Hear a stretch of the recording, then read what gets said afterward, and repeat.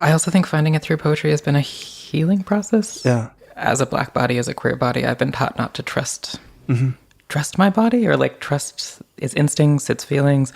And high jump was so important to me when I did it, partially because it was all about me trusting this sense of my body and its own sort of rhythm that it knew better than I could. Welcome to The Glimpse. I'm your host, Seán Hewitt. Gustav Parker Hibbett is a poet and essayist. Their first collection, High Jumper's Icarus Story, was shortlisted for the T.S. Eliot Prize. Their work has appeared in Guernica, Adroit, The Stinging Fly and Poetry Island Review, among many others. Gustav Parker Hibbett is our guest today on The Glimpse.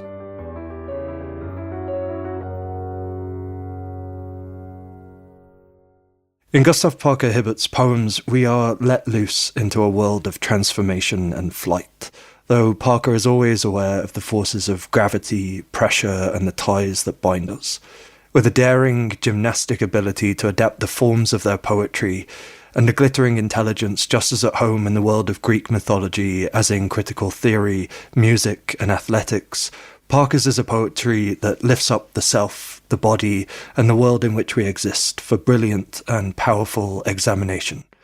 Stylish, tender, playful, and rigorous, Parker is a poet whose poems have the ability to remake themselves and to remake us along the way. Parker, welcome to The Glimpse. Thank you so much for being here. Thanks for having me, and thanks for such a lovely intro. You're very welcome. I want to start by congratulating you.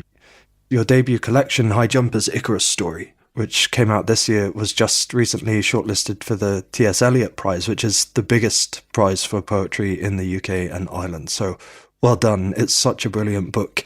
And it's threaded through with a sort of coming-of-age narrative. I think it's such a beautiful exploration of the way in which we are kind of pressurized and molded into people and what we can do about that, how we might kind of explore our own metamorphosis and how we might change ourselves.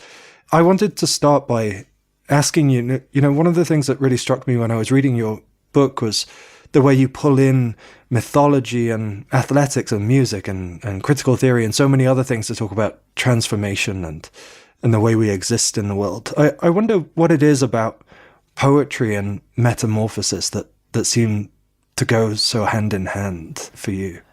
Yeah, I've actually done a lot of thinking about this recently, because I think I feel so much more at home in poetry than I do in many different types of prose.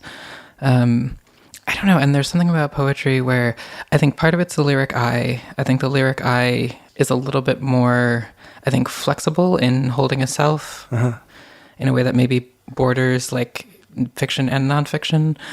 But then I also think that poetry, more than any other form, is like open to formal and linguistic experimentation. Yeah. Which means that it's just like it's open to, I think, evidencing or making manifest like transformations. Yeah, I think there's something about the way poetry, particularly your poetry, moves that seems to, I keep on wanting to make kind of circular gestures with my hands, but I'm thinking of kind of unfolding things and unraveling them and re-raveling them and remaking them. It seems to go hand in hand with transformation. I wasn't going to ask you about the lyric eye, but now I want to. What is your relationship to that eye, that speaking voice in the poem, and has it changed over time? Yeah, I think it maybe changes every time I sit down to write. And I think that's why I feel really at home in poetry. Is I think there's that, the eye from poem to poem can be a different angle of yourself. Yeah. And you get to sort of exist fully in that angle and think through that angle. Yeah, I think with the poems in this book, there was this, I think, gathering of mass, if that makes sense, where it slowly had to sort of build itself as making me comfortable, I think, writing in a way that I was able to have that relationship to the lyric eye. And then I think once I accumulated enough mass there, enough poems that I'd sort of written that way, that relationship felt really natural. And I think still feels quite natural. Yeah, I love the idea of an accumulation, particularly because it could be the case that an I speaks for us in a totality. You know, it's expected to perhaps represent us at all times, which is, of course, kind of impossible. And I like the idea that when you start a new poem, you start again. You kind of essay your way forward. You try another angle. You come at a different direction. And there's a freedom in that because you don't have to sum everything up, but also a freedom in that you can be a different part of yourself. And I wonder if, looking back over the collection that you have now, do you feel that you have got a more pluralistic sense of the I that is the speaker of all of these poems? Is there something kind of choral about the book? Yeah, I think I would definitely say that, because I think a lot of the poems were written not necessarily with the intention of being put together in this way. Like, that all sort of came together as it came together. Mm-hmm. So it's been interesting to read the book since it's been a physical, completely together book. Because there is this, I think, chorus of Selves that I'm quite proud of, I think. I think you should be. It's such a great book. And I mean, writers, I think, are often asked about other writers who inspire them. But for the subject of your poem this week, and also a lot of the poems in High Jumper's Icarus story, I wanted to talk to you about music. Do you feel that you take inspiration in any way from music, whether that's the musicality or the emotion of a song or a singer's voice? And do you listen to music as you write? I do. I think I'm trying to maybe cool it with this, but I'm one of those people who has to be listening to music almost every idle. So if I'm in the office working, I'm listening to music. If I'm writing, I'm listening to music. If I'm making dinner, I'm listening to music. I think I've had this relationship with a lot of songs, a lot of artists, where I'm really interested in rhythm, and the sound of how things work. Mm-hmm. I think I've developed this very personal sense of how I think my writing should sound. Yeah. It feels really good to trust that sense and then have that be validated the way that it's been. Yeah. But I think that is, so evident in your poems that they come with a beat and you feel them pushing towards the place that they're going to. There's a momentum to them.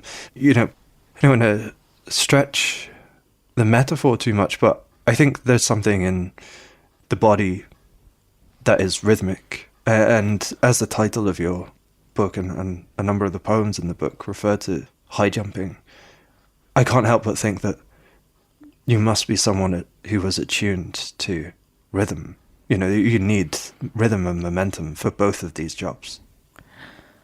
Yeah, I also think finding it through poetry has been a healing process. Yeah. As a Black body, as a queer body, I've been taught not to trust my body or trust its instincts, its feelings. And high jump was so important to me when I did it, partially because it was all about me trusting this sense of my body and its own sort of rhythm that it knew better than I could. Yeah. Yeah. There's something kind of primal about it, perhaps, which I love for you, that you found that kind of freedom in the voice and the rhythm, and it comes through in the poem so strongly. That there's something instinctive and primal about needing to find that rhythm in a voice and a way of speaking that is definitely yours and definitely free of the sort of doubt that is trying to ground it. Yeah. No. Yeah.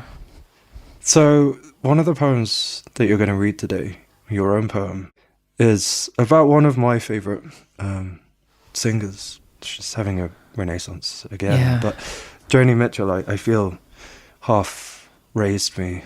Yeah, same.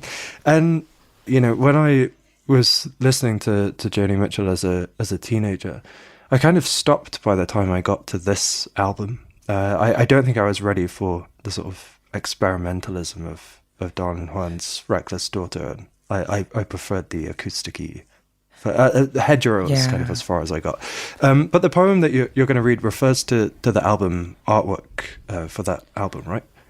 Yeah, and it was something that she did like for a series of years. Like the first instance was at like a Halloween party, then on the album of Don Juan Dracula's Daughter, and then kind of just continuously, like she'd sort of trotted out as this thing that she was really, I think, artistically proud of. Yeah, it's very strange. So give us the context for what we're talking about here.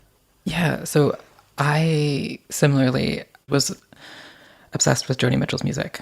I think the first record that I bought was Blue. Like I was in there. Yeah. It was just my soundtrack for so much. I think in the way that, I don't know, you can come to a book and you can think like the whole world is contained in this book. Yeah. I really would come to like Blue or Hedgerow and be like, the whole world is contained in how she's talking in this album. And then in grad school, a black friend of mine was like, hey, like, I don't know if you know this, but the whole like blackface thing. And then, I don't know, I was really, I think, hit really hard by that in this weird way, because it felt like someone who had been so close to me had hurt me in this really weird way. Someone who I thought had seen me so clearly had like costumed as me. Yeah. I think, that there is something that you can't doubt about the immediacy of that sort of pain and disappointment, because, as you say, we connect with singers and poets and writers on such a deep level because they become part of who we are, and we feel that they're kind of echoing inside us. And then to see that they're not quite that person, and that they're actually taking a sort of what feels like a direct aim at you, and to let you down and hurt you, must have been a really actually discombobulating experience.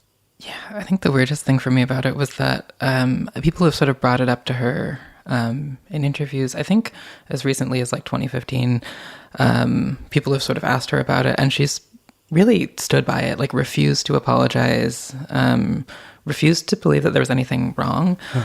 I was reading the Ann Powers biography of her. She wrote, she didn't just cross a line, she refused to acknowledge his existence. Right. I felt that kind of encapsulates it. I was like, whatever about maybe not knowing or not realizing, when someone brings it up to you as that you've done this thing that has hurt people potentially, and you sort of refuse to acknowledge that hurt, like, what? Yeah, no, kind of baffling. And especially, when we connect so closely to the voice in those songs, which is vulnerable and empathetic and hurt and expansive, and all of these things that feel like the sort of person we want to be beside. To have that, really stern dismissal is crazy. I was looking at the album Don Juan's Reckless Daughter, and I see the album artwork on Spotify. It's changed now, which it's just like a wolf now. Strangely enough, but Parker, you've transformed that experience, which is so full of disappointments and pain, but also much wider cultural and historical questions, into the most brilliant poem. I wonder if you would read Joni Mitchell Dresses Up as Me for us. Yeah. Joni Mitchell dresses up as me. Dark felt fedora and sunglasses, little black-haired mustache, afro wig, skin the hue of walnut wood painted over face, neck, hands, gold chains, earrings, jewel-toned blazer. I am the sort of man an artist wears to sing in, dons to shed herself, puffed up, pimpin', perfectly impermanent. I am beautiful, she says, the wisp of something Negro in the twilight timbre of her mezzo, piano riff of blackbird wings, noble sorrow turned arpeggio, my brass bravado grand enough to make her troubles soulful jewelry, leave her feeling freer, deeper, natural. She loves that I'm the friend she's never had to worry for, the man who jives and jukes so centrifugal that my noose is dewdrop slipping from a crocus stem, who grooves so fast the cops can't catch my saxophone. Seductive, tragic, lovely. Joni says she loves my self-possession, how it feels to possess me. That's part one. And then part two is when she leaves me in a pile at the end of her bed, turns back into herself for sleep.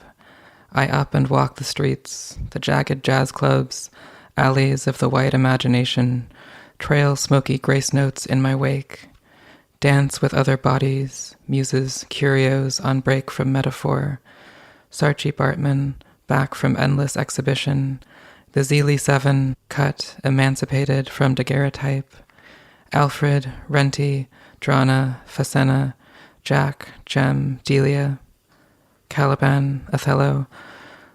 We end most nights with candles, whiskey tumblers, playing cards at bars with little tables where we laugh off all that makes our eyelids heavy, stay for hours in the minutes before morning dawns, part with kisses on both cheeks, reminders of the kind of love that stains us lipstick red, until we see ourselves again. That's so strong. And this poem is kind of riffing off dress up and these costumings of the self.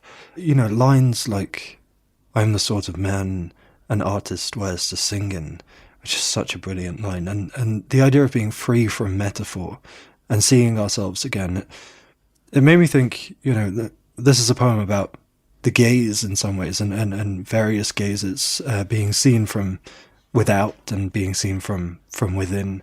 And I just wondered, you know, if you could speak a little bit about how you're navigating those gazes in this poem. Yeah, I think I initially sort of had the two parts of the poem together, and I think was very interested maybe principally in that gaze element. What it all came down to sort of for me was this idea of the way that I think people might see me, or that I think many different types of marginalized people have to be sort of hyper aware of the way that people might see us in these bad ways, and how that I think just like dominates our thoughts. And I think I was interested in the idea of like when she goes to sleep and Art Nouveau is just off to his own devices, as an opportunity to be in this space where he and all of these other sort of historically metaphorized and exhibited and violated Black bodies are able to, I don't know, exist seeing only themselves. Yeah. Art Nouveau is what she calls the alter ego, right? Yeah. This blackface alter ego on the album artwork. You know, one of the things that this poem does, and many of the poems in your book do, is, you know, they're really concerned with the interplay between the self and history, or a singular and a collective imagination. And, you know, these are really big things to get inside a poem. And I just can't help in some ways marvel at, you know, how you get them in. How do you approach such a big subject within a poem without it collapsing the poem? Because it never does with your poems. I don't know. I think weirdly with this one especially, I think almost focusing on something else, like knowing that was what I was in there writing about. But I really, especially in the first part of the poem, in ways that at the time I was maybe like, am I enjoying this too much?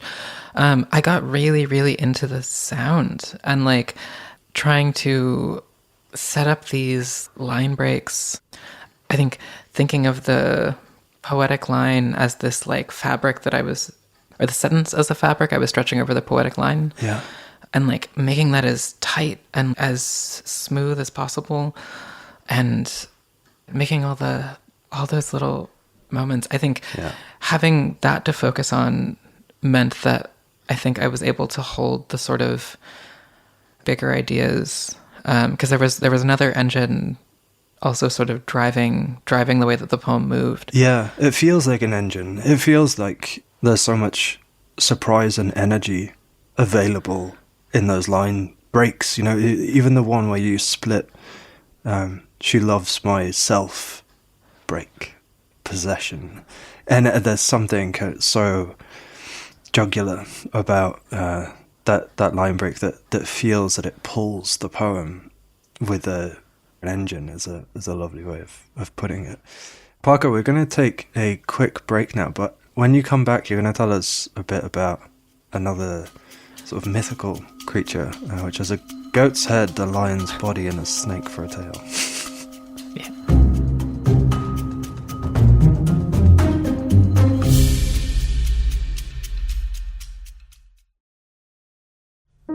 We hope you're enjoying this second season of The Glimpse. It's just one small part of the Adrian Brinkerhoff Poetry Foundation. We're the founders, Peter and Kathy Halstead. Our goal is to make great poetry more accessible to everyone, and we do that in a variety of ways, through partnerships, our film series, this podcast, and our website, brinkerhoffpoetry.org. We hope these works will lure you into a parallel universe, the way a Mobius strip brings you into another dimension without leaving the page you're on. Thank you so much for listening. Welcome back to The Glimpse. So, Parker, you've chosen a poem by Donika Kelly as your inspiration. Will you tell us a little bit about what drew you to this poem first? Yeah, I think there's just this charge. Like, I think she's doing something really exciting here. And it's something that I think that has really inspired me in my own writing, this sort of mythology made personal. Yeah. And mythology made not just personal, but like intimate, and moving and shifting. Yeah, and we were talking before about that, the kind of energy of form in your poems. And this poem feels to me like it has such energy in its form. Would you read it for us? It's called Chimera, right? Yeah. Love poem, Chimera. I thought myself lion and serpent, thought myself body enough for two, for we, found comfort in never being lonely. What burst from my back, from my bones, what lived along the ridge from crown to crown, from mane to forked tongue beneath the skin, what clamor we made in the birthing, what hiss and rumble at the splitting, at the horns and beard, at the glottal bleat, what bridges our back, what strong neck, what bright eye, what menagerie are we, what we've made of ourselves. I feel like you need to take a breath after reading that poem. You know, when I first read it, it really took me by surprise because it was almost as if there was this kind of creature emerging out of it, breaking out of this poem, and it took me a while to recognize what was happening in the poem, and then I was kind of bowled over by the energy of it. I have like exclamation points written in the book next to what bridges our back, and then what menagerie line break are we? Just I was staring at that line, what menagerie are we? And I was trying to figure it out, you know, why is it so good? And I kind of came to this idea that there was bright eye, menagerie is a kind of rhyme. Yeah. And then menagerie are we is a kind of rhyme, but it's kind of a changed rhyme. You know, are we doesn't rhyme with bright eye, but with menagerie in the middle, they both rhyme. Do you know what I mean? Like, there's some trickery going on in this poem, which works so well on a sonic level. Like, amazing, yeah. And I think it just has a soundscape that just keeps fizzing and kind of detonating in places. And, you know, it feels like it's almost gymnastic, like dancing and moving on the page. Was it something about that movement and the kind of soundscape of it that drew you to this poem? I think so. And I think it's those lines, like, that hit really well. But as mentioned, I think all of the poems, all the love poems that kind of sequence throughout the collection. But there's something about this one, and it was almost intangible. Like, I couldn't exactly describe why this one, but it was just, I think that sort of double valence of the what. Yeah. Like how it sits somewhere between question and statement. Yeah. Which means that as you're reading forward, it's kind of taking shape as it moves through each of those sentences. It is. It's kind of shifting the poem, and it's just kind of inching its way forward in such a surprising grammatical way. What bridges our back, what strong neck, what bright eye. Something of it reminded me of The Tiger, the William Blake poem. I had, what the hammer, what the chain, in what furnace was thy brain? I wondered if there was something of the monstrous vision of the tiger in the back of the monstrous vision of the chimera in this poem as well. Yeah, I'm sure that before and in the process of writing this book, she must have sort of read just a lot of like animal or monster poems. Yeah. Yeah, the book is called Bestiary, right? Yeah. Yeah. It also seemed to me, to be a poem about hybridity. It's about community or interdependence. I'm going to butcher the line if I don't look at it, but thought myself body enough for two, for we found comfort in never being lonely. And the whole poem kind of breaks open that certainty or the stubbornness of the idea of self-sufficiency. It has to break out of itself. I think in that way the poem kind of becomes a metamorphosis poem, in the same way that yours are. So it fits so well alongside the poems in High Jump. Yeah. What is it that kind of drew you originally to mythology and these myth-making poems? Has that always been a kind of obsession for you, or has it come later? I think I always, as many adolescents did, that had that sort of Icarus obsession. I think I was really interested in the idea of this transcendence and then like failure, which in turn sort of evidenced like not a failure of him, but a failure of the world that he was in to hold him or something. Which I think speaks to a lot of sort of adolescent growing pains, especially for any sort of marginalized kid. There's this like fierce desire to like become, I don't know. So I think Icarus was my sort of entryway into a lot of stuff, but then it became like the Labyrinth was sort of a heavy focus. Right, because the Minotaur kind of shows up in your book as well. Yeah, I feel like Minotaur was another big one from that kind of set of mythological figures. And then I read H.D.'s Helen in Egypt, and that made, I don't know, this like enormous impact on just what you could do with myth. Right. H.D. does this thing where she frees Helen from her myth without really confining her to a new one. She gets to exist in this like plurality of the lyric eye. Like she is poetic, opaque in like a glissant way, like thing. Yeah. And she is free. Like the details are fuzzy. It stays like hazy, and it's, oh my God. So I think that sort of helped ignite a lot of stuff. Yeah.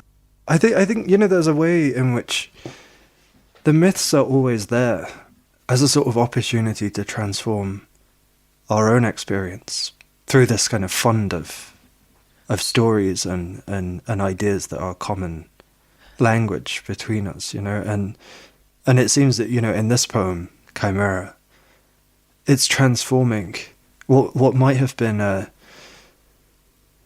poem of ordinary experience into a poem of quite extraordinary power, because the Chimera gets to the heart of contradiction or hybridity in ourselves and in our emotions as well. And it, if anything, this poem feels like it's in a locked battle between two forms of the self. I wonder, did you say this poem comes from a sequence? Are they all love poems? There's a sequence, it's kind of spaced throughout the book, but there are two love poem centers. There's a love poem center with a capital C, love poem center with a lowercase c.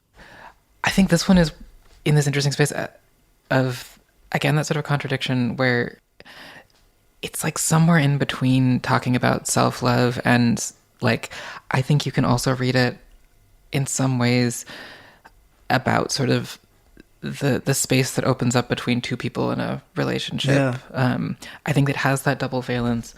Some of them are sort of more explicitly like love poems to someone. Love poem centaur starts, nothing approaches a field like me. They're all sort of like this electric movement.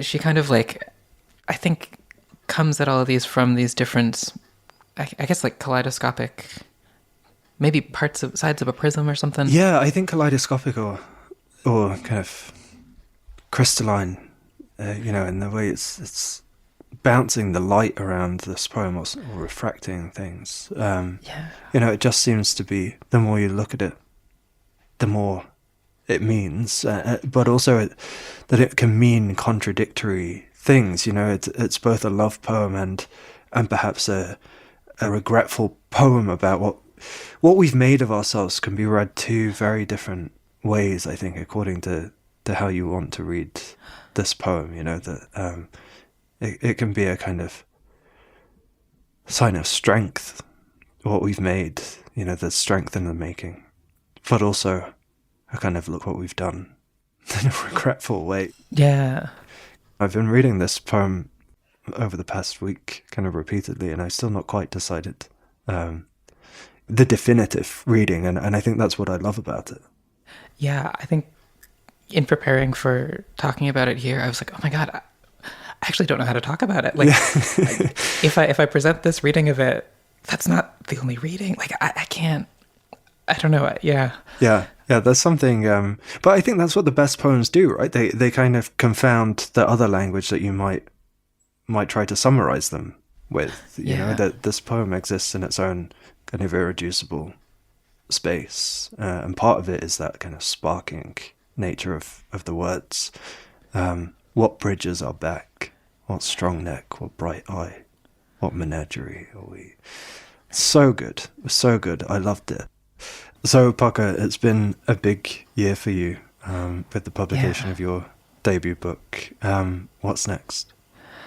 I'm in the final year of my literary practice PhD, where I'm working on like an autoethnographic series of essays, kind of memoir-esque, but working towards like a nonfiction book, which has been maddening and impossible.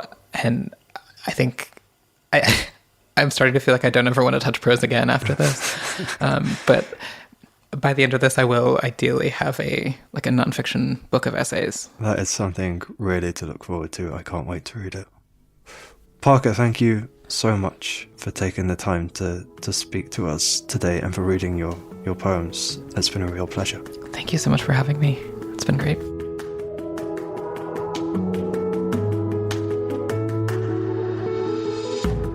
Thanks for joining us today. I'm your host, Seán Hewitt. Parker's poem, Joni Mitchell Dresses Up As Me, parts 1 and 2, is from High Jumper's Icarus story, now available from Banshee Press. Love poem, Chimera, by Donika Kelly, is from Bestiary, published in 2016. It was used with permission from Grey Wolf Press. Coming up next week, poet Jane Clark talks about her journey from psychoanalysis to poetry, building a wall, and how her visits with farmers, ecologists, and naturalists inform her work. Make sure to subscribe to The Glimpse wherever you get your podcasts. You can also find episodes on our website, brinkerhoffpoetry.org/podcast. We'd also love to hear from you. Drop us an email at theglimpsepoetrypodcast@gmail.com. The Glimpse is a production of the Adrian Brinkerhoff Poetry Foundation. I'm your host, Seán Hewitt. Our senior producer is Jennifer Wolfe. Kat Yor is our technical director and mixing engineer. Editorial director Amanda Glassman is our curator and production coordinator. Amy Holmes is the Foundation's executive director, and our co-founders are Kathy and Peter Halstead. Thanks for listening.